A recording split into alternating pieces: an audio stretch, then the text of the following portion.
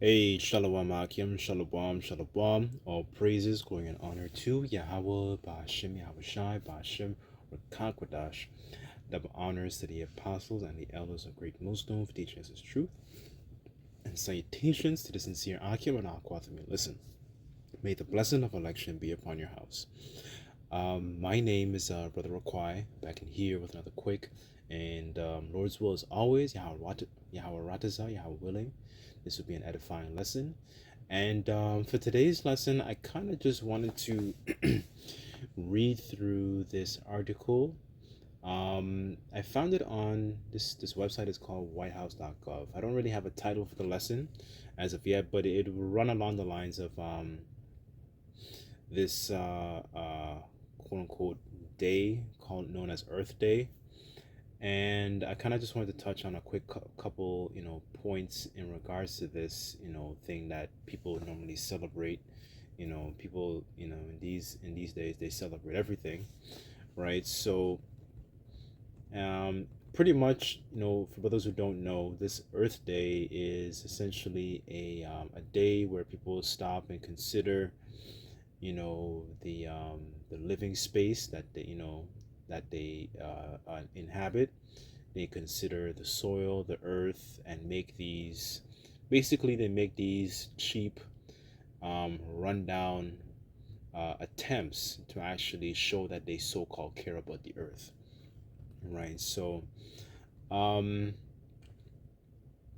so let me see here. This is whitehouse.gov, and it says on Earth Day, we finally have a president who follows science, right? And well, technically, the word science really means knowledge. So, what knowledge is he following? That's really the crux of the issue here, because if companies were following the ways of the Lord, Yahweh Bashem Yahweh Shai, there would really be no need for a so-called Earth Day, right? So if this rulership, if this kingdom was being ran in righteousness, they really wouldn't. There really is no need for an Earth Day, right? So, but we know we live in a society where people, well, the rulership that we're living under doesn't actually not just care about the people. They don't care about the earth itself, right? Going into Esau and through these different companies that run and have a lot of the riches and the wealth they extract from the earth, and it causes dire consequences where it actually changes the landscape. It affects the quality of the life, not just for the trees, the animals that inhabit those trees, and then there's a disruption in the ecosystem, right? And just like there's a disruption in those ecosystems, whether it's in the ocean or whether it's in the forest, it also disrupts us as a people, right? So because I mentioned knowledge, let me start off with this precept here, and I'll get a little bit more into it. So I'm kind of just going to roll in the spirit, whatever comes out, right? But I sincerely hope that you brothers and few sisters are edified. This is Psalms chapter 50, verse 16, and it says, But unto the wicked saith the Most High, Yahweh saith, um, What hast thou to do to declare my statutes?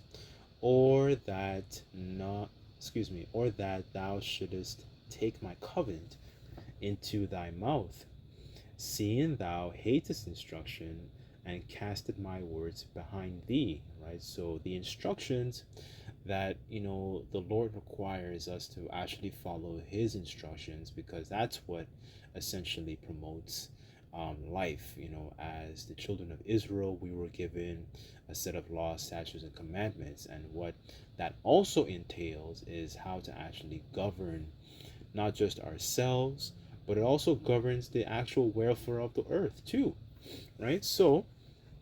Um, so let me go back to the article, and just bear with me on this. Salaki, I have a lot of tabs open.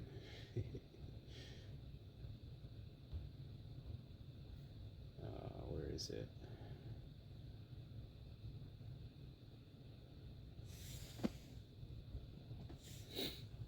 Okay, so this is whitehouse.gov, and it says under President Donald J. Trump, America is back. leveraging environmental policies rooted in reality to promote economic growth while maintaining the standards that have afforded Americans the cleanest air and water in in the world for generations, right? And you know what? Let me get two precepts. Just bear with me on this. I'm kind of itching to bring these out. um, you know, these Americans, as well as our people that voted for this man. They're under a strong delusion in thinking that America can be essentially put back together by this one individual here, right? Like he is the one that's going to so-called heal Babylon. Um, Let me just jump to the book of Jeremiah real quick. Just bear with me, and I'll get more into the article. Um, this is Jeremiah 51, verse 8, and it says, Babylon has suddenly fallen and destroyed. Howl for her and take balm for her pain, if so she may be healed. We would have healed Babylon, but she is not healed. Forsake her, and let us go every one into his own country, for her judgment, reacheth unto heaven and is lifted up even to the skies, right? So Babylon is already slated for destruction, right? There's no healing, and President Trump is not going to circumvent that prophecy, right? And let me jump to the Apocrypha. Just give me one sec. Let me just pull this out real quick.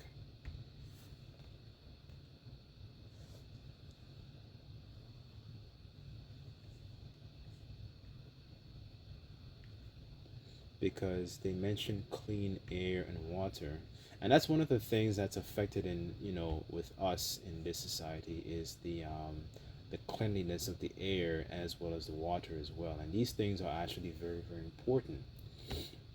If the Heavenly Father's ways were actually being done and maintained, you wouldn't need to be having these foolish initiatives to main to essentially maintain the cleanliness of the earth, so-called cleanliness of the earth, because really and truly, when you really strip it away, it's really just a cheap attempt to actually show that they're caring about the earth.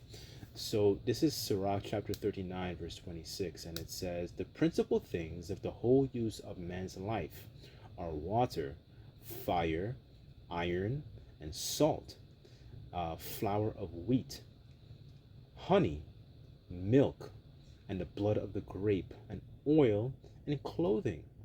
Verse 27, all these things are good to the godly, so to the sinners they are turned to evil, right? So these things are very, very, like each of one of those things here are very, very important for the use of a man's life. But all these things that I listed here are all corrupted in some way, sort of fashion, because of the mismanagement of resources under this rulership.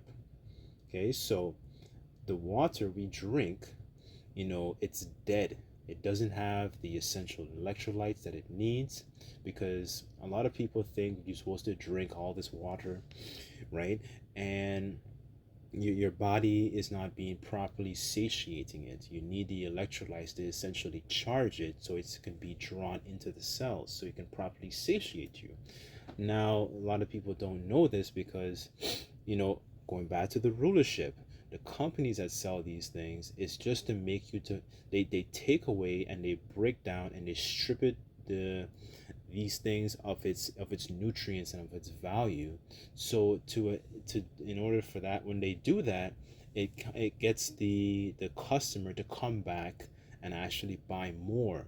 Esau is not somebody who is a physician. He's somebody who is about money. That's why the scriptures say money, riches are not comely for a niggard. All right, because his mentality is just to get you to come back and be dependent on him and always want him to essentially so-called fix the problem. He doesn't fix. He's not somebody who is interested in fixing. He's somebody who just puts a band-aid on everything, right? So Um, okay, let me go back to the article, right? So here it says under the previous administration, which wasted billions of taxpayer dollars on virtue signaling and ineffective grifts, the Trump administration's policies are rooted in the belief that Americans are the best stewards of our vast natural resources. No green scam required. Okay, so here it says by supporting cutting edge technologies like carbon capture and storage, nuclear energy, and the generational geothermal, the Trump administration is ensuring that America leads in both energy production and environmental innovation by producing the cleanest energy in the world. Moreover, by ending the Biden era pause on liquefied natural gas export approvals, the U.S. is sharing cleaner energy with allies, reducing global emissions, and creating American jobs, building on President Trump's first term successes, where the U.S. led the world in greenhouse gas emission reductions. Right, so they're trying to portray President Trump as somebody who's going to be a band-aid to alleviate the problem, what's going on with the Earth. Now, when you look at the things that are occurring upon the planet Earth, there are a lot of companies. I would just use one company as an example. If you type in Nigeria and what the gas company known as Shell has done to Nigeria, you can look at the landscape of how it was before, and then you see the landscape of how it is now. Going back to the precept I just read earlier in regards to the water, what this company has done has caused lots of contamination towards that. So the people, the locals who live in those different provinces, I believe the province is called the Delta region in Nigeria. Now, in those areas, people can't rely on that anymore. So you see, if the people who were in charge were using proper instructions, they would understand that there are things that you can do and there are things that you can't do, right? So, um, okay, so lower down here, it says Trump's administration proactive forest management policies protect America's forests, reduce catastrophic wildfires, and promote sustainable land use. By streamlining regulations and expanding responsible logging, President Trump is safeguarding millions of acres of forest land, improving wildlife habitats, and supporting rural economies at the same time. Now, there's two things I want to say on this. Then the first thing is because they mentioned logging and so on and so forth. There was an article that came out recently about Bill Gates and how one of the things he was doing was he was cutting down a lot of the trees, and the trees also play not just an essential role for us, as a people, but they also play an essential role for the habitats and the homes for a lot of animals too, right? And this is what Esau also does, cuts down a lot of the trees, right? And it creates, and then he puts all these different concrete, and he disrupts the wildlife and disrupts the essentially that ecosystem of how things are supposed to be run, right? So let me go to what's it? That's I think that's Deuteronomy. Just bear with me on this.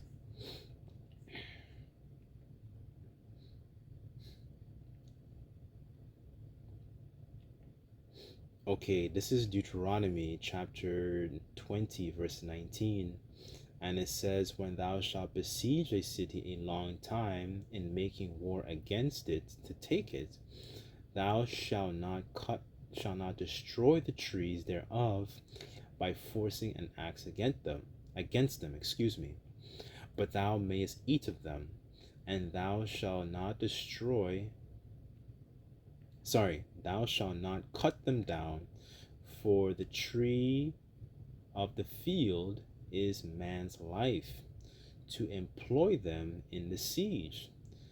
At verse 20 it says, only the trees which thou knowest that they be not trees for meat, thou shalt cut them down, and thou shalt build bulwarks against the city that maketh war with thee until it be subdued, right? So there are certain trees in our environment that are used for certain purposes.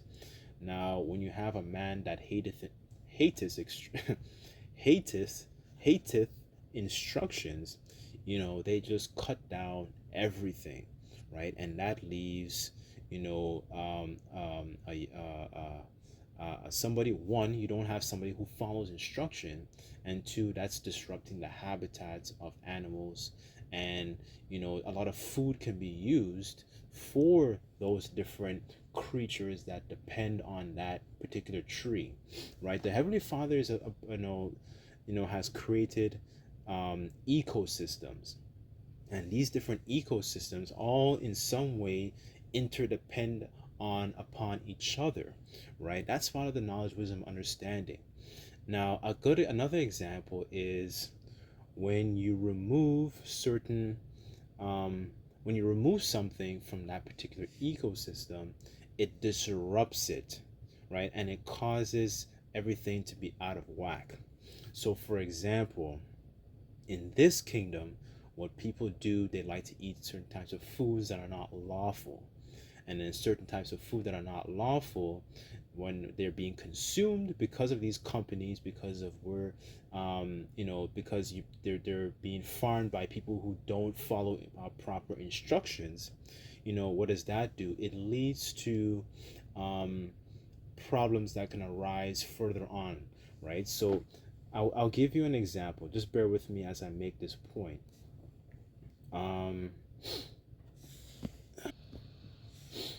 Okay, so this is another article I just wanted to read. This is on oneearth.org, and it says, so this is going into oysters being nature's water filtration system. So it says the nature's water purifiers, and it says a single oyster can filter up to 50 gallons of water each a day. The sediment and nitrogen cause problems in the bay waters though the nitrogen is an essential nutrient for plants and animals. Too much of it, often from fertilizer runoff and septic tanks, boosts the growth of algae, which overwhelm water bodies and ultimately reduce oxygen levels in them. This actual phenomenon, you can look this up, it's called eutrophication. So when you see bodies of water that have lots of algae on the top of it, normally that is caused by a lot of the fertilizer runoff, and then it ends up into a stream, and it causes these big massive amounts of algae blooms, right? So you see a lot of green stuff that comes up on the water itself. So that when you see that, that's not normal, right? When you see that, that's an indication of that ecosystem, as I was referring to earlier, is being disrupted, right? So here it says oysters, clams, and other shellfish help to remove excess nitrogen from waters by incorporating it into their shells and tissue as they grow. It says oysters also filter these pollutants by consuming them, by shaping them into small packets, which are deposited in the bottom of the sea where they are not harmful, right? So Lord created all these different ordinances and different creatures to perform specific and detailed tasks. They're not just there for no reason, and everything is not there to be eaten in the first place. And that refers to you Israelites too, because a lot of you Israelites love to eat a lot of these foods, not knowing the detrimental effects of what you're doing to the welfare of the earth, right? So let me get Leviticus 11:9, and it says, these shall ye eat of all that are in the waters, whatsoever hath fins and scales in the waters, in the seas, in the rivers, of them shall ye eat. all that have not fins and scales in the seas and in the rivers, of that move in the waters, and of any living thing which is in the waters, they shall be an abomination unto you. Verse 11, they shall even they shall be even an abomination unto you. Ye shall not eat of their flesh, but ye shall have their carcasses in abomination. Whosoever hath no fins or scales in the waters, that shall be an abomination unto you. Right? So there are things that the Heavenly Father created, certain birds, you know, certain animals in the oceans. If it don't have this, because I'm speaking specifically about the ocean here, if it doesn't have this, the fins or the scales, those things are not clean for you. And when a simple person hear these when hear when a simple person hears these things, their first instinct is like, oh, the Lord is, being, he's being difficult. Like the scriptures say that, his commandments are not grievous, right? So another aspect of it is to understand that the things that the Lord is asking you and telling you, I shouldn't say asking, but telling you, commanding you to not eat, those things are required because they have their own job to do. They have to maintain the cleanliness of the ocean that you drink from, that you're supposed to be able to drink from. They have to maintain and do other positions. They play other roles, very, very important roles, in order, right? The Lord is not an author of confusion. The Lord is not somebody who's bringing, what's it called? Madness. The Heavenly Father is a power of order, right? When things are in order, that's how things work together, right? We're living in a culture and in a society that is full of disorder. That's why this kingdom is at a disease. It's not at ease. It's not sound because it's not being ran properly, right? So let me go to the book of Isaiah 24. This is Isaiah chapter 24, verse 4, and it says, "The earth mourneth and fadeth away. The the whole the world languisheth and fadeth away. The haughty people of the earth do languish." Verse 5, and it says, "The earth is also is defiled by the inhabitants thereof, because they have transgressed the laws, changed the ordinance, and broken the everlasting covenant." Because there is a specific way the earth has to be ran. It can't have, you shouldn't be able to go to a grocery store and be able to pick up crab meat or oysters and clams and all these different foods that people quote unquote like to eat, and shrimp and crayfish and all these kinds of stuff. You shouldn't be able to go to a grocery store and see those things, because now they're being taken out of the oceans and not serving their place, right? Their place is not to be on somebody's plate. It's not to be on your Israelites, plate. If you people truly cared about the earth, they would stop eating these things in the first place, because these things serve as a specific, they serve a specific duty upon the planet Earth, playing their position in the oceans and making sure that they're kept clean, right? Um, let me go back to.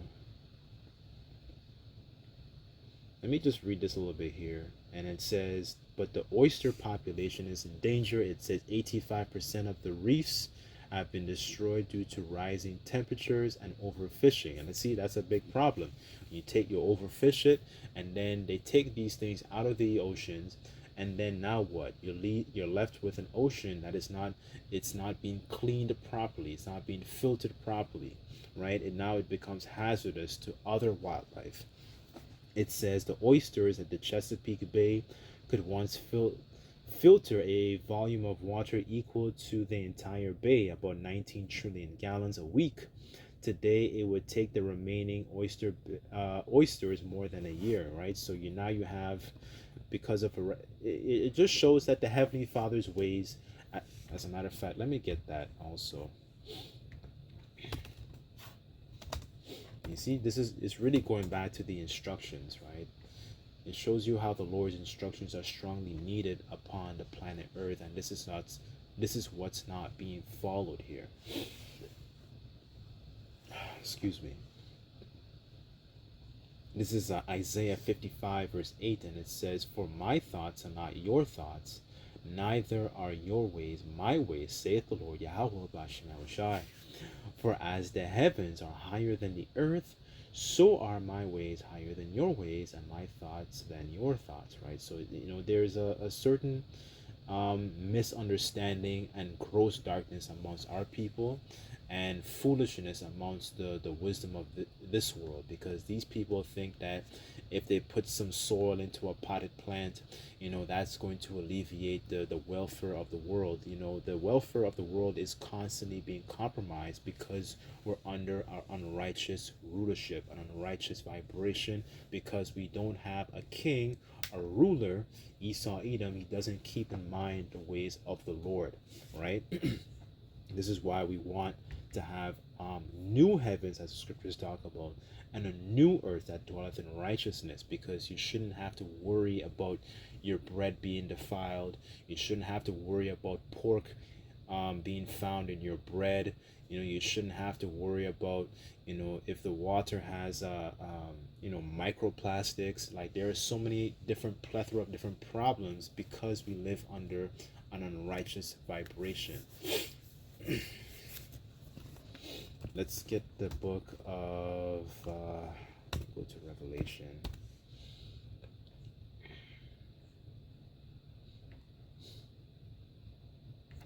As a matter of fact, actually, let me go to Wisdom of Solomon. Actually, just bear with me.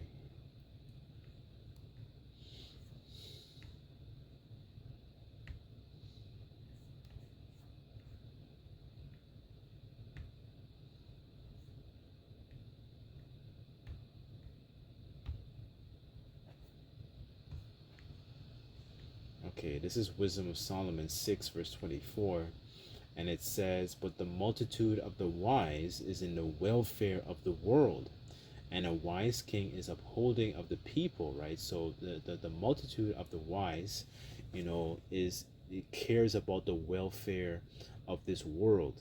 It shows you that the people who run this world, the elites, that have a lot of these stakes in different companies, that hoard a lot of these riches for themselves. These people are not wise. They might be knowledgeable, but they're not wise, because there is no reverence for Yahweh Bashim Yahushai. They don't have that, right? There was another point I wanted to make as well, because they were discussing the land as well. Let's see here. Okay, I'll just read this last bit, and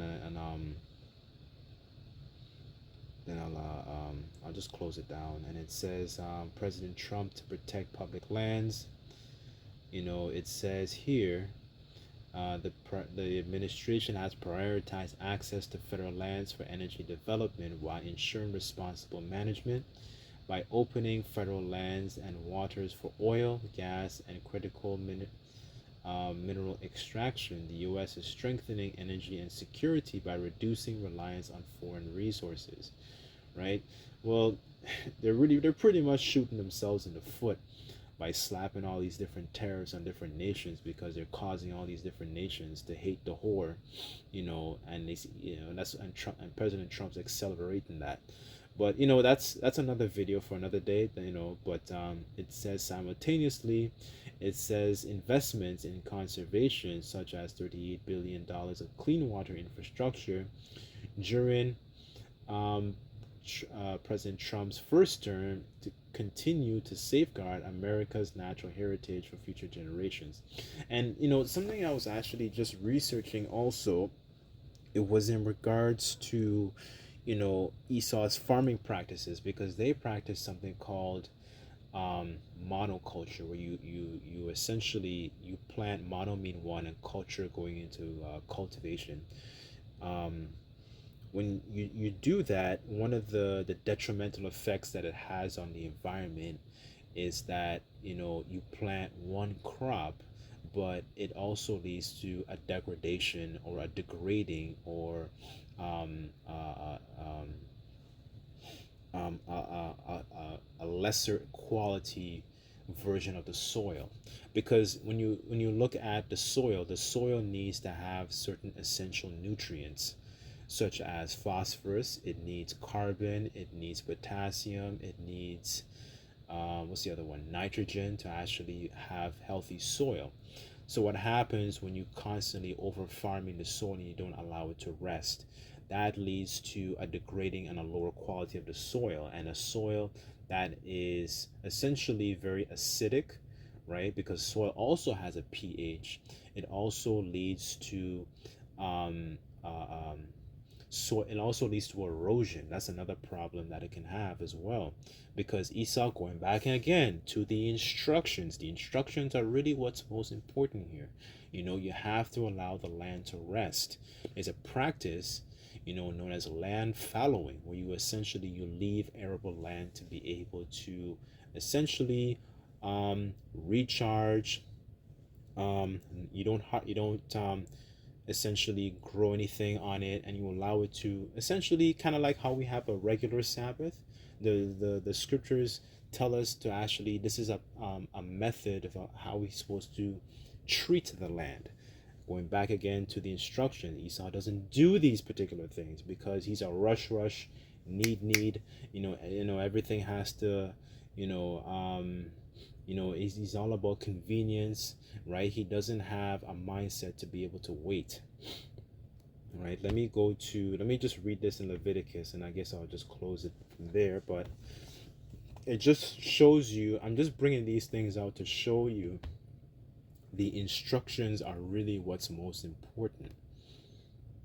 Okay, this is Leviticus chapter 25, verse 1, and it says, "And the Lord Yahweh spake unto Moses in Mount Sinai, saying, Speak unto the children of Israel, and say unto them, When ye come into the land which I give you, then ye shall keep a land, ye shall," let me read that again. It says, "Then shall the land keep a Sabbath unto the Lord. 6 years thou shalt sow thy field, and 6 years thou shalt prune thy vineyard, and gather the fruit thereof. But in the 7th year it shall be a Sabbath of rest unto the land, a Sabbath for the Lord Yahweh Bashem Yahushai. Thou shalt neither sow thy field or prune thy vineyard.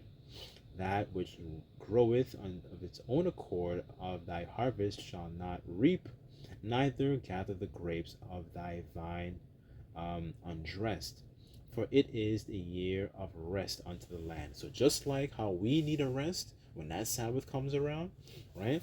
The land also needs a rest because it needs those essential nutrients to be able to nurture good seed, right? It shows you the importance of the quality of the soil needs to have to nurture, excuse me, proper seeds so you can have proper nutrients, right? And that's another problem that's going on in society today, because if the soil doesn't have the proper nutrients, then that seed that is being quote unquote trying to be nurtured, it doesn't produce, you don't get the full amount of nutrients.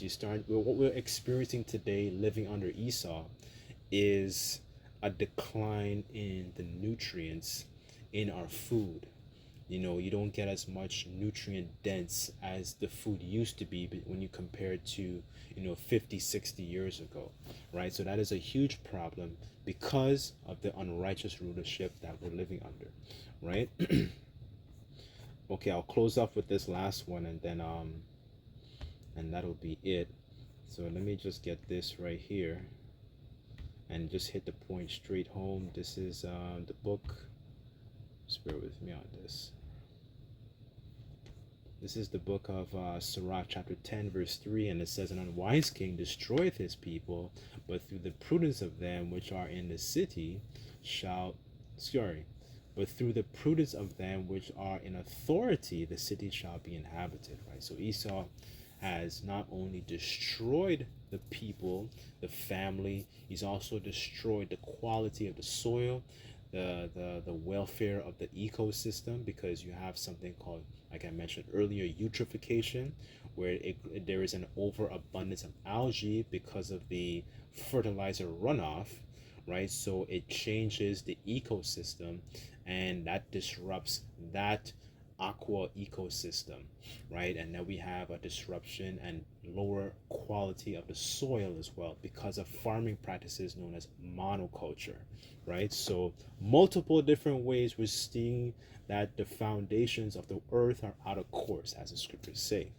So I did quite a lot of talking, but I kind of went all over the place, but I sincerely hope that this lesson was edifying. And I'd just like to give all praises, glory, and honor to Yahweh, Ba'ashem, Yahweh Shai, Ba'ashem, Rakakwadash, double honors to the apostles and elders, great most of, teach us his truth. Until next time, I say, Shalom.